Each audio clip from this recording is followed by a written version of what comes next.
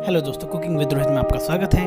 आज की जो वीडियो है वो एक किचन ट्रिक बेस्ड है। सबसे पहले आपको मेरा चैनल सब्सक्राइब करना है, बेल बटन दबाना है और शेयर, लाइक, कमेंट भी करना है। इस वीडियो में मैं आपको बताऊंगा कि लहसुन को हम आसानी से कैसे छील सकते हैं। हमें कलियाँ लेनी है, उनके ऊपर बेलन या किसी भी भारी चीज़ से हमें उसको कूटना है। कूटना मतलब ज़्यादा नहीं कूटना है, उसको आधा कूटना है जिससे कि वो अनरैप हो जाए।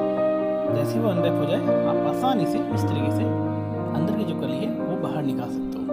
एक कम टाइम में आप ज़्यादा से ज़्यादा लहसुन छील सकते हो। तो ये बहुत ही आसान है। इसके लिए आपको कोई बाहर से कोई इंस्ट्रूमेंट की ज़रूरत नहीं है। इजली ये कोई ना कोई भारी चीज़ हमारे किचन में अवेलेबल होती है। तो इस तरीके से आप इसको आसानी से छील सकते हो। वीडियो कैसी लगी ज़रूर बताएं और चैनल सब्सक्राइब करना ना भूलें। नई वीडियो के साथ आपसे फिर मुलाकात होगी। तब तक के लिए गुड बाय।